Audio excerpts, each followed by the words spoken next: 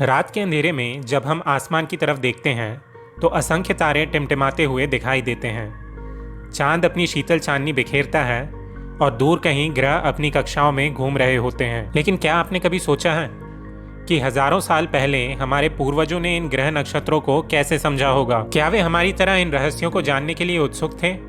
चलिए, आज हम आपको लेकर चलते हैं प्राचीन भारत के उस युग में जब खगोल विज्ञान यानी एस्ट्रोनॉमी के रहस्यों की खोज शुरू हुई थी। भारत का खगोल विज्ञान वेदों के युग से शुरू हुआ। ऋग्वेद और यजुर्वेद जैसे ग्रंथों में सूर्य, चंद्रमा, नक्षत्रों और ब्रह्मांड की संरचना के बारे में उल्लेख मिलता है। ऋषियों ने आकाश में होने वाली घटनाओं को ध्यान से देखा और अपनी गणनाओं के माध्यम से यह समझने की कोशिश की कि ब्रह्मांड किस प्रकार काम करता है। सैकड़ों वर्षों तक भारतीय ऋषि इन खगोलीय पिंडों का अध्ययन करते रहे। उन्होंने अपने निष्कर्षों को संहिताओं और ज्योतिष ग्रंथों में संकलित किया, जिससे हमें पांचांग जैसी महत्वपूर्ण व्यवस्थाएं मिली। लेकिन यह यात्रा और भी रोमांचक हो गई जब एक महान गणितज्ञ और खगोल शास्त्री का जन्म हुआ, आर्यभट्ट। यह 5वीं शताब्दी का समय था।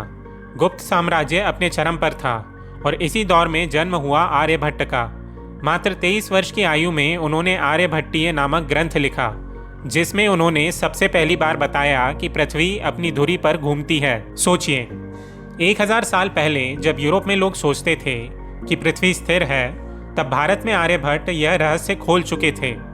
उन्होंने ग्रहों की गति, चंद्रमा और सूर्य के ग्रहणों की गणना तक कर दी थी। आर्यभट्ट ने यह भी बताया कि चंद्रमा का प्रकाश स्वयं का नहीं है, बल्कि वह सूर्य से प्रकाश प्राप्त करता है। उनकी गणनाएं इतनी सटीक थीं कि बाद में यूरोपीय वैज्ञानिकों ने भी उनका अनुसरण किया। लेकिन कहानी यहीं खत्म नहीं होती। आर्यभट्ट के कुछ समय बाद एक और महान खगोल शास्त्री हुए, वाराहमिहिर। उन्होंने 6वीं शताब्दी में बृहद संहिता नामक एक ग्रंथ लिखा, जिसमें उन्होंने बताया कि ग्रहों और तारों का मौसम पर प्रभाव पड़ता है। उन्होंने पहली बार बताया कि ब्रह्मांड में गुरुत्वाकर्षण बल मौजूद है। जी हाँ, न्यूटन से भी पहले भारत में यह विचार आ चुका था।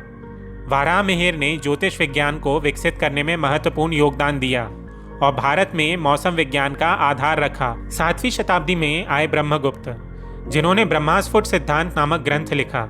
उन्होंने पहली बार बताया कि चंद्रमा सूर्य के प्रकाश से चमकता है। उनका सबसे बड़ा योगदान था कि उन्होंने शून्य का सही उपयोग गणित और खगोल शास्त्र में किया, जिससे संख्याओं की गणना और आसान हो गई। उन्होंने पृथ्वी की त्रिज्या, ग्रहों की गति और खगोलीय घटनाओं की सटीक गणना भी की। उनकी गणनाएं इतनी उन्नत थी कि अरब वैज्ञानिकों ने उनके ग्रंथों का अनुवाद किया और इसे अपने खगोल शास्त्र में अपनाया।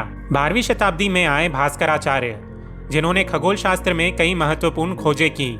उन्होंने बताया कि पृथ्वी अपनी धुरी पर घूमती है और इसी कारण दिन और रात होते हैं। उन्होंने ग्रहों की गति, सौर और चंद्र ग्रहण की सटीक गणना की। उनके ग्रंथ सिद्धांत शिरोमणि में इतने अद्भुत सिद्धांत थे कि यूरोपीय वैज्ञानिक बाद में इन्हीं सिद्धांतों का उपयोग करने लगे।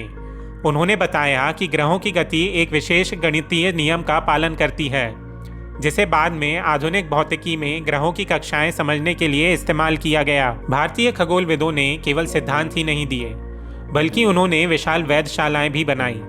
जयपुर की जंतर मंतर वेधशाला इसका सबसे बड़ा प्रमाण है।